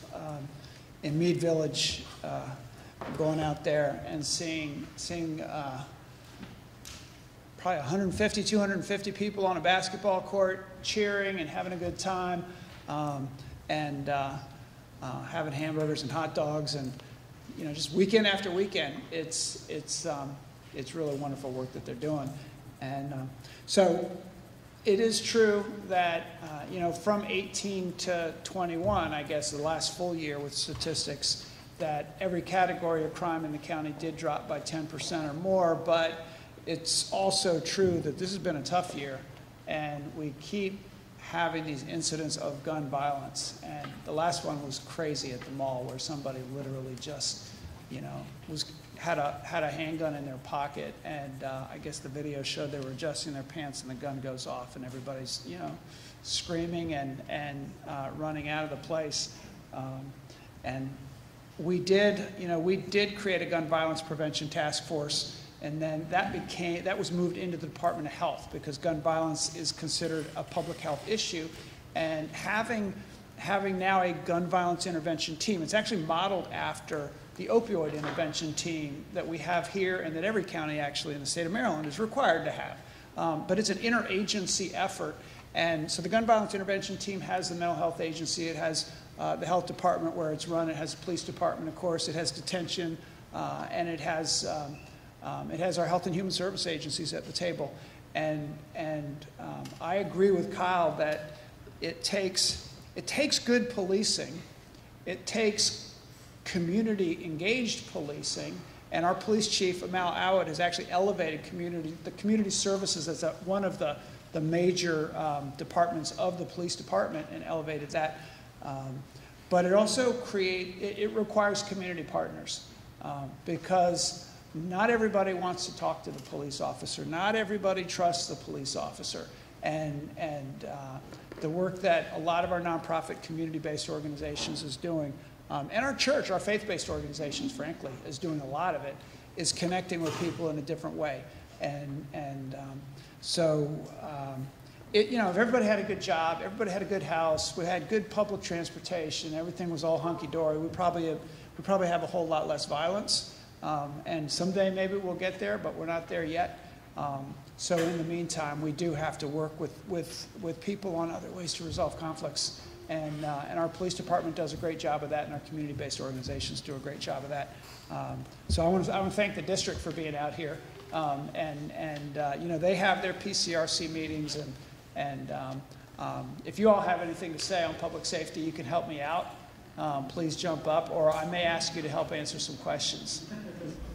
Just do it like that. The question.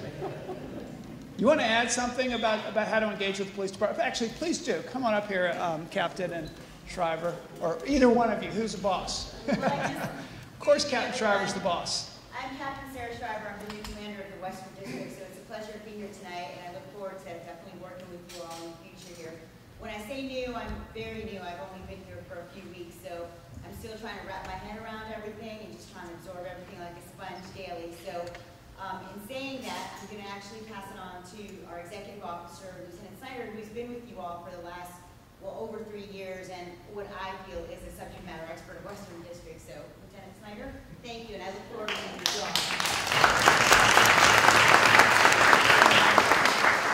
Are we assuming that police officers don't need microphones? Yeah. We get you a bullhorn. Good evening. As Captain Schreiber said, I've a lot of familiar faces. I know I'm in regular contact with many of you. Kind of the point person for a lot of the community complaints, and I won't take a lot of time. I know we do have some questions, but just to your end, our police, our PACT units, policing community together, it is a staple for Chief Alwyn. Under the previous administration, we had 2 officers who did a lot of the community engagement. She doubled that, so just in Western District alone, we now have 4. Some of you are probably most familiar with Corporal Tiller. Excuse me, she's very active, she's very involved in a lot of our community events. So I know we do a lot of it with a heavy presence, a heavy footprint here in this area in particular. We also do in other regions of the Western District, other sections of the Western District, but yes, absolutely, that is very important to us. Moving forward, I know we have a number of community events coming forward.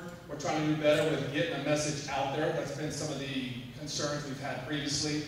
Just yesterday, I sent it to our PIO office, our whole list of upcoming events.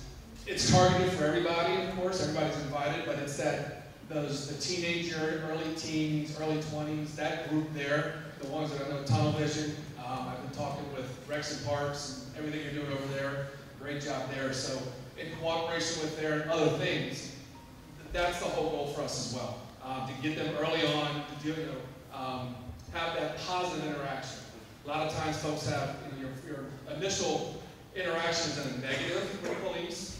We want to try and bridge that gap and get on the positive efforts before you have that, if you do have a negative interaction. So that's the goal of our PACT unit. I'd be more than happy to, after the meeting, if anybody has individual questions about that, my phone number or whatever, I'll stick around as long as you need, but certainly anything I can do, Captain Schreiber, we're definitely here to help. Thank you.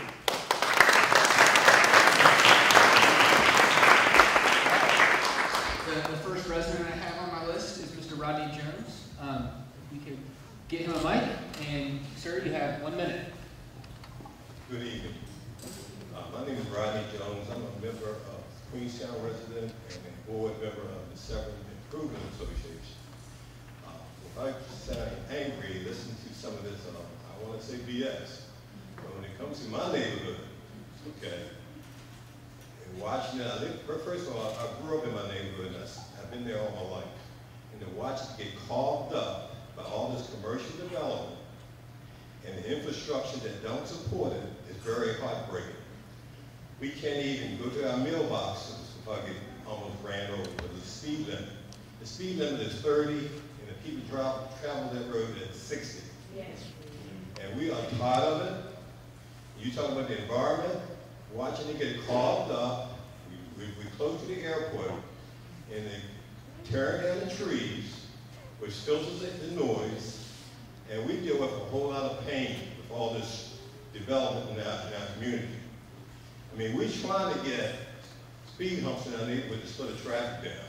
Somebody sitting behind a desk is going to determine that for us. They need to live in our neighborhood for a while so they can see what's going on. It's heartbreaking. And I feel your pain, Robin. I feel your pain. It's heartbreaking to watch our neighborhood get carved up with all this commercial development. Queenstown Road had curves, has blind spots, we have children that's catching the buses, but yet we got to take our life in our own hands to go to the mailbox. So all the mailboxes on one side of the road, and you have to walk across the road without getting ran over by a car. What is going on with the county in certain neighborhoods? Not everywhere, in my neighborhood, and we are sick and tired.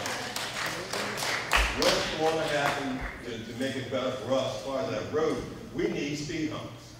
And we're not going to sit back and let somebody behind a desk make that decision for us. Let's get it done.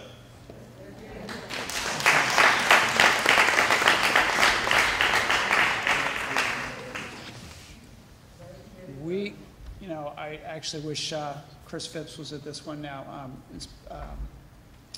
because I know we've been working with you to get those speed humps on Queenstown, and I know that the most recent response that I got is that we thought we were moving forward, and then the fire department expressed some concern about the 10 seconds per hump a fire can double in every on response times, slowing down vehicles. So we got to work through that. Is that what you're responding to? That you got that? Okay, you got that back.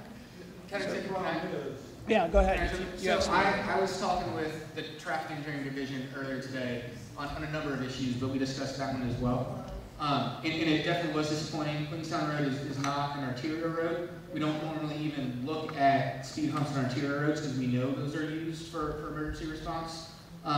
And so Queenstown Road is a collector road, and so we did a traffic study, qualified for the speed humps, and then when traffic engineering went to coordinate with the fire department, the fire operations said, this is actually like a main response route for this neighborhood, and it would impact not just your neighborhood, but lots of others that the ambulances and the fire trucks go through. And so where traffic engineering is now, there were 3 things they were telling me that they were going to work on. They will bring in, first of all, some of the flashers with speed lights, and that is not a full solution, like at all, but it has shown to help some. The second thing they're going to do is they're going to put into their capital budget some requests for projects to actually work on sightline adjustments and changing the configuration of the road to get rid of some of those dangerous curves and things that we talked about. So longer term, but working on actually like changing some of that road to help with it. And the third thing that they're going to try, which is really creative, is they're going to run a pilot on Queenstown Road where they're going to have some speed humps that aren't permanent at first, and we have those, and it'll go not all the way across the lane, but partway across, and it will allow a fire truck or an ambulance to kind of weave around them. So we're going to try to get speed humps there. It's a pilot because we have to study to make sure that the behavior of all the drivers don't follow that, where you have a whole bunch of cars like weaving through and going over the road. And so they are trying to be creative with also paying attention to response times, but I know that those 3 things are the plan that they're working on now. You know, and in terms of the commercial development that you're talking about, I mean, you know, I was down there, and the rezoning that took place should never have taken place, and I just got to, I mean, I got to say what I said to you, is that there were rezonings that took place in primarily African-American communities, and communities that had always been African-American communities, where they put heavy industrial into neighborhoods. And there's more than one. And those businesses that are there should not be there. And that's where, you know, plan and zoning knows that we wish that we could kick them out, but the law doesn't allow that, and that's where we stand. I mean, bad planning decisions don't go away. When you screw up and you do a bad rezoning, or you build something and the infrastructure's not there, that it doesn't go away. And that's part of what we're trying to catch up with all over the county. All right. Next person I have on the list is Dawn Baskin. Is Dawn here? Yes, ma'am. Thank you. I live in Severn, and my comment is about pedestrian safety. Nationally, I have read that pedestrian fatalities are increasing, and I think that's being, I don't have the data here, but I'm pretty sure if we dug into it, we'd find that's true here in Severn and Arundel County. I would definitely like to see more investment in sidewalks. Now there are, like, in Severn, there are communities that have sidewalks, but we're very disconnected. Like, for example, communities of a terrible geography live towards Disney Road are not going to be able to walk safely to the community center. And some of our children and people who just don't want to drive can't walk to, we have Province Park, we have the BMX track, we can't ride our bikes there. And I know that we are limited in some ways what we can do, because a lot of our roads are state roads, and I think maybe our Amtrak bridge is federal. But I would like to see more emphasis on public pedestrian safety.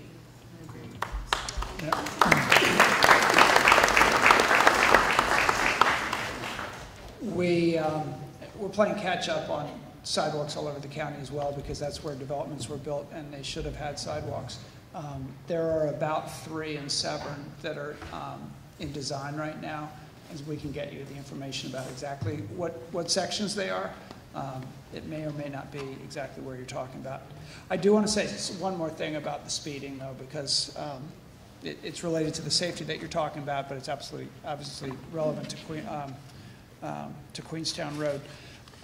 And this may not be popular with everybody, but our plan is to go to the Maryland General Assembly and seek authorization for Anne Arundel County to be able to put speed cameras, not just, not everybody, they're all going to be booths too. But I mean, we're allowed to put them in front of schools, and the way we would do the program, so Montgomery County has this authorization. We've gone to them and requested authorization at certain sites, and they're no longer doing that piecemeal. They say do all or nothing. And so we're going to go to the Mass for that authorization, but the program is going to be managed by our police department and by our public works roads people, and nobody will have a speed camera put out in their community without people knowing. And generally it's going to be a situation where they requested it and where there's a speeding issue and we can't put speed bumps or we can't manage it in some other way. So that will be the session of the General Assembly coming up in the spring, and it would take effect in the fall of next year, and then we could get a program started if it passes. Thank you. Next up on public safety, I have Ms. Gertrude Daly. Here. Yes, ma'am. Is it on? Do you mind if I sit? I don't mind if That's you sit. fine. Is it on public safety? Well, my safety.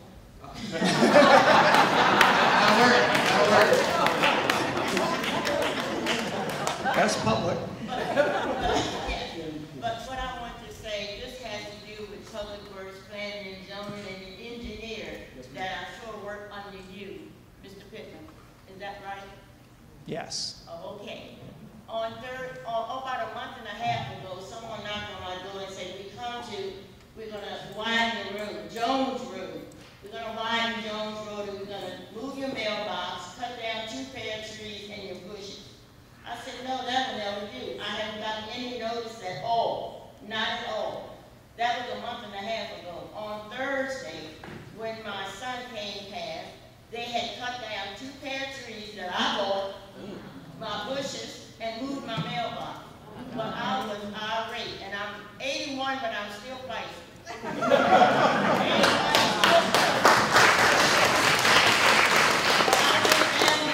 I blocked in the bobcat so they couldn't move any further. And I called the police department, and I called everybody that I knew how to call at the county. Unfortunately, everybody's in a meeting. Everybody's in a meeting. And so when the policeman came, he called someone, and Public Works came out, and Planning and Zoning came out. And I wanted to know why would they widen the road on my side of Jones Road where there's a building, people living, but on the other side of Jones Road is undeveloped, nobody living there, nobody living there. So what's the criteria? What's the criteria for to place where they're going to widen the road? And to my amazement, they only went to as far as these very huge pine trees. That's where they're going to stop. I'm sure it costs a lot more money to move those pine trees than it costs them to move my 2 pear trees. I like to be compensated for those 2 I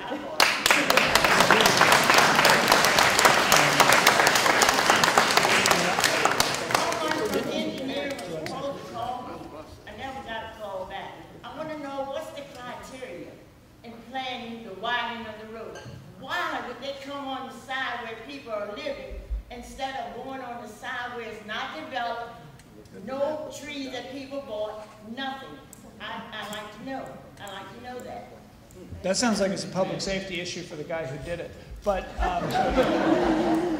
no, I mean, it's not, I don't mean to make fun of it because it's, Layla has been typing all this down, writing all this down. I looked over at Steve Kaisigler and he's not familiar with the location. Is that? He wouldn't, OPZ wouldn't be involved in widening the road or certainly taking trees okay. or moving mailboxes. So I think think we're gonna have to take this back to DPW. Public There Works. are a large. I understand that the company behind me is paying for this. I don't believe that. I don't think, I think the county is paying for it like they pay for all the other widening of roads.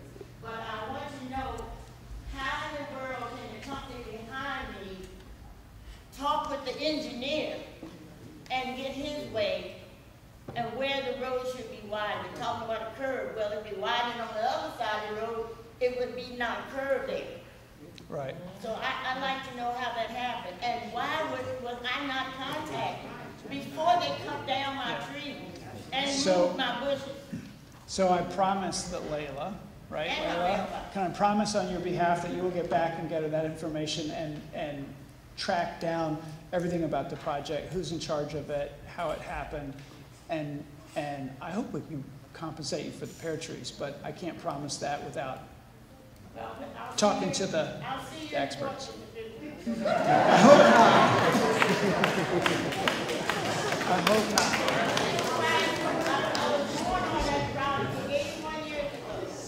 I was born there, and it seemed like the whole town we've always been taken advantage of.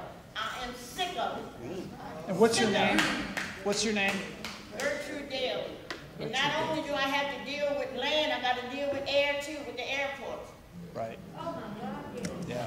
Yeah. Thank you, ma'am. You know. I'll go with you with that quote. I'll go with you for that quote. Thank you. I'll take your name. Yeah. There we go. All right. Questions on public safety? I think the next one on my list is Ms. Cynthia Williams. Did you have something else you wanted to say? Yeah, I just want, putting on my other hat, Police Community Relations Council in Western District. While I had an audience here, I just wanted to let everyone know, 1 week from tonight, at the police station on Telegraph Road, in Odenton, we'll be having the coordinator of the crossing guards, and we really need school crossing guards. If anyone is even considering taking that job or knows anyone, or send the word out to your communities, we really need crossing guards. Come to our meeting, 7 o'clock, 1 week from tonight, at the police station. Thank you. Thank you for helping with that. I heard some good news that we're making progress on that front, but it's a shortage for sure. If you have time for one more question on public safety? Yes, sir. This gentleman right here. Thank you. Nope. Hello? Nope. So just circling back to the sidewalk, because there's a lot of disconnected. My community is the Elmhurst community, and it's one of the older Severn communities. What is it called again? Elmhurst. Elmhurst, right. And so it's adjacent to the Queenstown Road, and there's no access to get from that to the park that is on Queenstown Road, or to get from that to any of the commercial. I know the carving up and the commercial zoning question, but there's a lot of functional use for that area, but there's no access, pedestrian access to travel safely. And so I know you mentioned that you would get back regarding the sidewalks, but is there a website for the plan on the improvements as far as the pedestrian sidewalks? Yeah, for the capital improvements plan. Yeah, I mean, I could tell you, go to aacounty.org/budget, capital improvement plan, and then you can see every project and go through it. But we might be able to help you find it more quickly than that and send you the link. That'd be great. To those projects, yeah. Thank you. Okay. All right.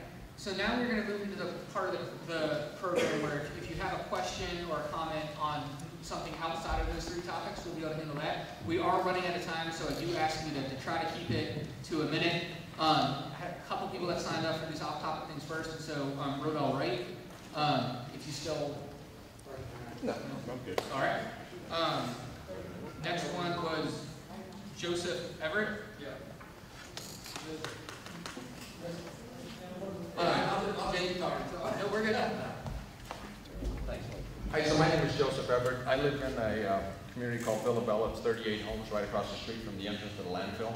I hope you're aware that the county is trying to move their road maintenance yard from Odenton to the land right across the street from our community, which is zone RA. Right? It's not appropriately zoned for an industrial operation. It's what the maintenance yard is. When I initially started asking, well, like to the other comments you've made, The pool people had some kind of minimal contact with the county that this was going on. Our community had no contact with the county that this was being planned. Matter of fact, some of the stuff I got back from the county was prior to the selection of the site. I am unaware if any public input was sought. The county is planning to cover this under the guises that it's part of the landfill and probably sneak it out of the zoning process that way. So that's a zoning officer question. If this road maintenance yard is actually part of the landfill, why has it been located in Odenton for 50 years? Some of the other things from Plan 2040. The landfill is rated as rural agricultural. The development is limited to protect the rural and agricultural heritage. There's nothing on that land across the street. It's nothing but trees. Our side of Burnie Crossing is considered neighborhood preservation. That GDP also says development is limited to infill, the addition of accessory dwelling units, the redevelopment must be compatible with the existing neighborhood character. A maintenance yard is an industrial operation, right? It's not got anything to do with neighborhood character. From the GDP progress report, policy DE 2.1, maintain rural agricultural and rural low density zoning district. It's residential. It's residential all around where the county is planning to put this. Mr. Everett, I need you to summarize your comment, please. Okay. So, when you sign Plan 2040, you said Plan 2040 does something that's very rare in government. It transfers power from the government to the people. It literally puts people first. Do you still believe that statement? I do. So. Oh, about Plan 2040, yeah. I mean, I could talk about the other issue, but as far as Plan 2040, yes, it does empower people. And largely it does that by creating this system of region plans so that people have their stakeholder advisory committee region plan process. That's where we're directly empowering people, in my view. I mean, I understand that they are talking about moving the maintenance facility to the location of the landfill. But my understanding was that it was at the landfill, which is already an industrial. I mean, it's already got trucks coming in and out, right? It's not being located inside the landfill property. It's a separate location. Okay. Okay. Okay. Well, that I can look into. I mean, I hadn't heard that was a new kind of a land use and that there had been no public input. So we'll get in touch about that. Is there anyone else that would like to make a comment on this question? This woman. Yes. One of my concerns is in reference to transportation for our visitors. I am concerned that the lack of bus transportation is going to create health issues. In particular, my son, does school gets out at 2:30, he doesn't get home until 4:45. So what is the protocol for when these children have to use the bathroom? What are we doing? They're on the buses too long.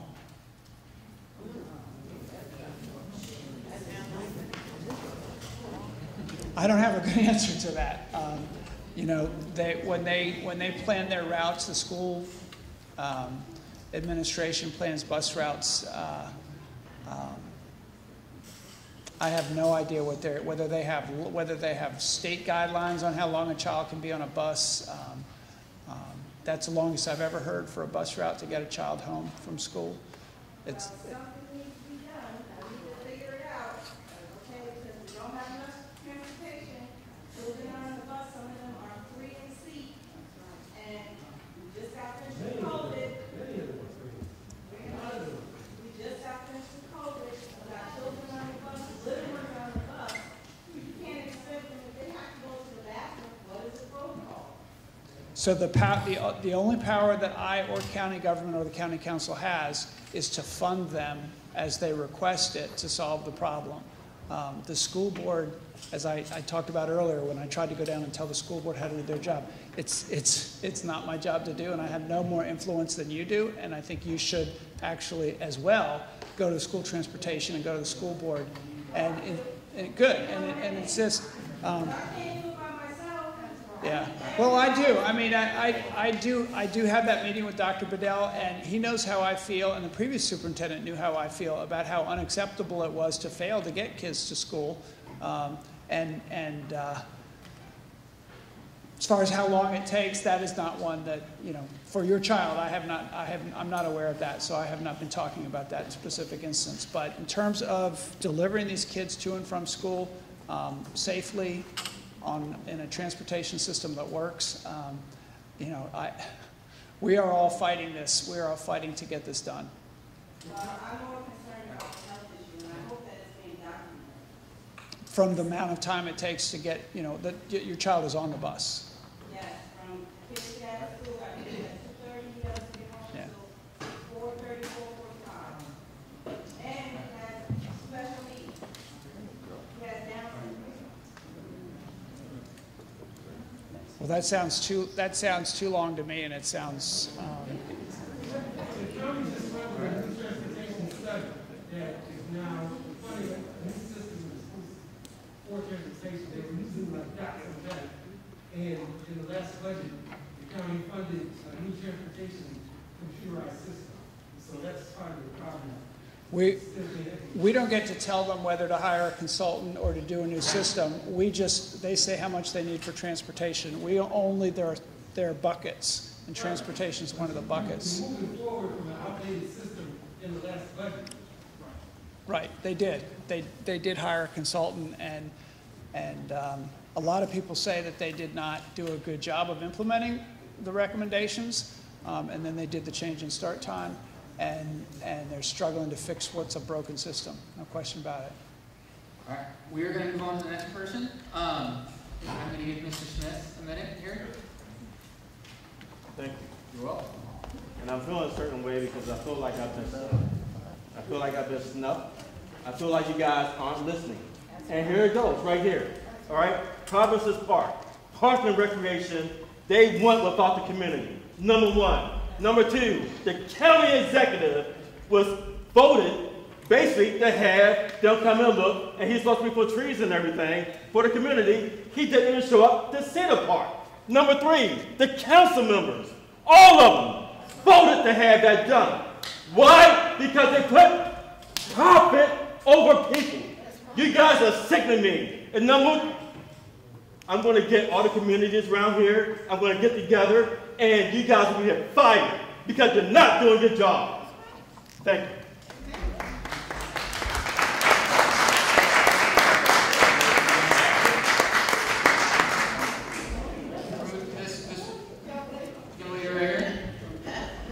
Good evening. My name is Carol Gates. I'm from Severn. And boy, I tell you, I hope y'all not lying to Queenstown because I live directly on Queenstown Road and you think I live on 695. I'm telling the God in heaven the truth. You cannot walk across the street to get your mail. When you come down the road and turn into your mail, to your driveway, you all took the speed limit trying to pass it by us bored. We think we're bored, think we're dumb, but we're smart, we're educated. And you put a 30-mile speed limit up to show us that, oh, we are trying right. And I still can't even drive my car into my driveway because cars are running me off the road. Now either you're going to do it or get somebody else that can do it. I'm tired of coming to these meetings and I'm tired of voting for people that don't look out for us. We want our rights. We have rights. We pay taxes. Look out for us. We put you in office.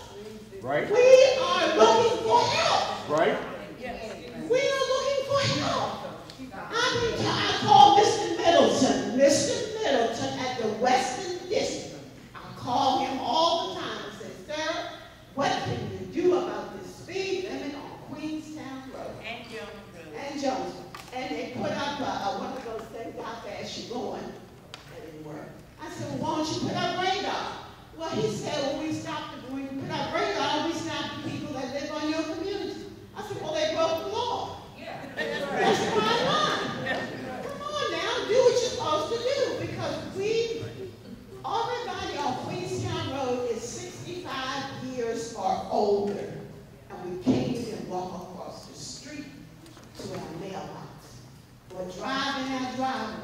without getting ran off the road.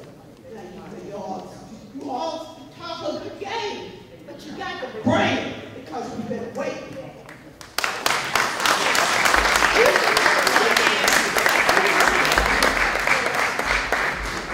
We have time for a couple more. Mr. Smith? Just two quick comments. You know, I previously served on the county council from 2012 to 2018. I don't serve there now. But what I can tell you is during that time when I was in there, we did not have this many listening sessions. We did not have this many community meetings. We did not have a lot of the funding stuff that are impacting the village, Pioneer City, all the areas that are here. I'm saying it because it's a fact. So not to beat you up, but just to give you credit, because I've been on the other end of this, so I know how it feels. So I do appreciate you coming here and receiving this, because if you don't hear it, we kind of lose touch. So I'm grateful for you coming out here, and not just this meeting, the 8 or 9 that you've already done. You do deserve credit for that, and I know people don't like to give that, but you do deserve credit for that. And the second comment is, just to be transparent, yes, I am wanting to go back to the county council, and I will vote to defund the swim center that is at the province park. I will make pictures here, and I will change the way I think about that, and I just want to keep that on the record for those who are here. We're going to come here, and then in the middle in the back, and then in the left in the back, and that might close us out. Good afternoon. My name is Alyssa Tubbock, and I'm representing Silver Sands Improvement Association, which is at the far end of this district, but we are still there nonetheless. My question is in regards to Bill 1620 that has been put up regarding houses that are community places that have residential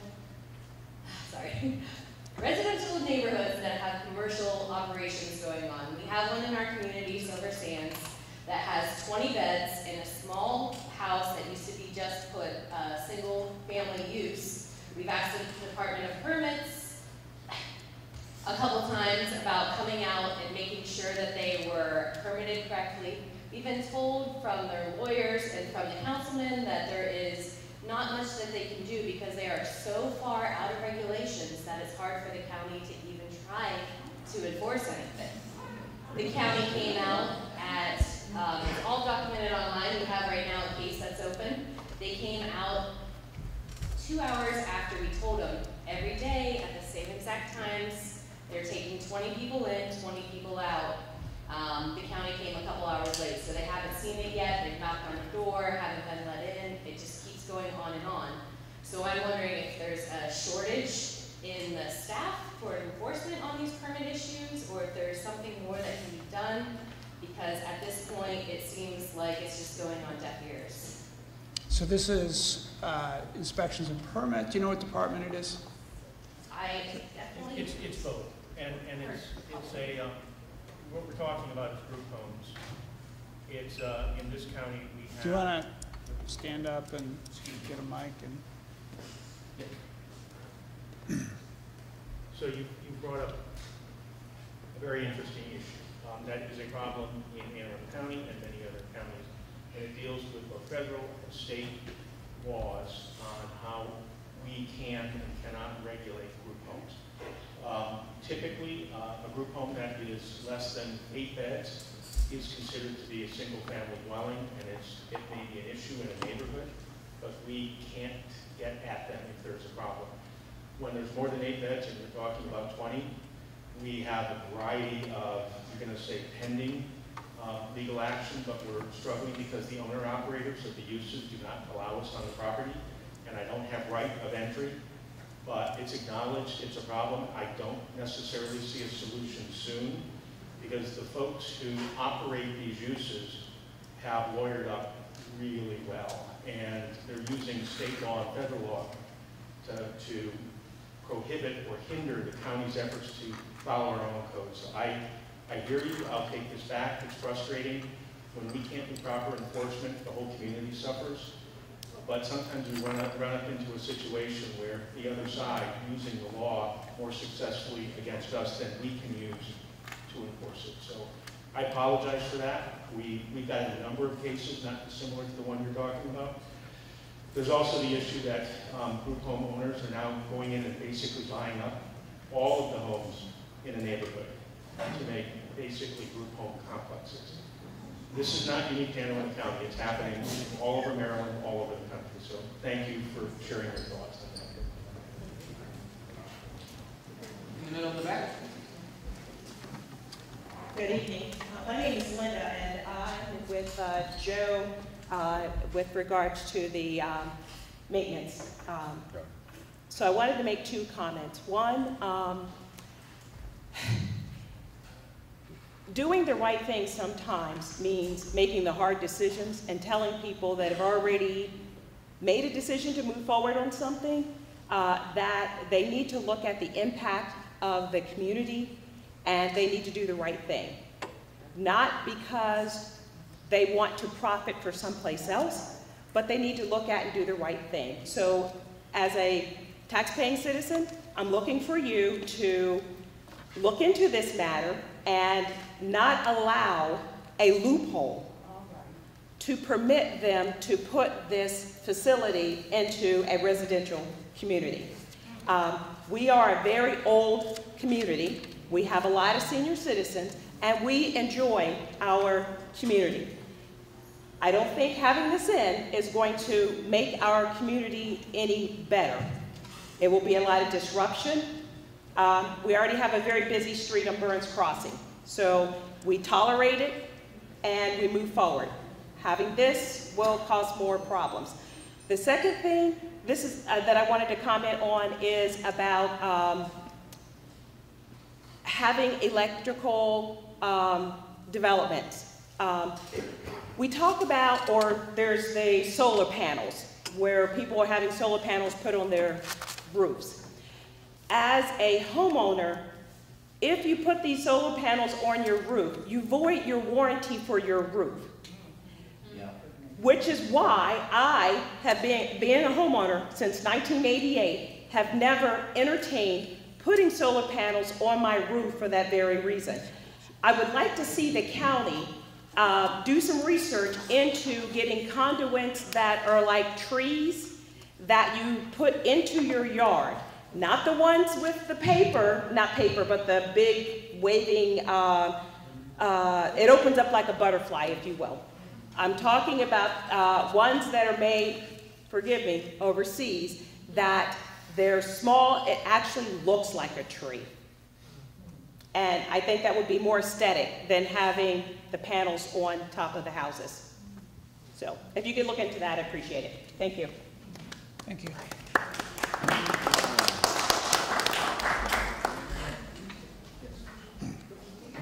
The man in the blue. That was exactly who I wanted it to be handed to. Thank you. My name is Scott. I am Strawberry Hill. The question I have is, your administration, I know everybody knows what's going on in the Marine base. I read an article that Anne Arundel County has just been notified that we have a water issue that we have with the fire retardant. The fire department uses a foam retardant. Anne Arundel County has been notified that your fire retardant that all military bases use has been in our fire retardant has contaminated our water. I don't know if anybody saw it. I saw it one last year. And an article by CBS that the majority of the Air Force bases, all Air Force bases had this in their fire retardant. And it was done because a farmer had a dairy farm right beside the Air Force base. And his dairy farm was contaminated by this fire retardant. He had lost millions of dollars of dairy products. His animals had been destroyed, and it came from this retardant. The article said Fort Meade had the same fire retardant. And now this article came out saying Fort Meade in Anne Arundel County, in every city within this area, 17-mile radius, was affected by this. It's in the article, and the other day, now you see this commercial every day about what's happening at the campus unit. The same commercial came out to talk about Fort Meade. Have you heard it? Has anybody else seen that article? No. Have you seen the article? Am I right, sir? Yes.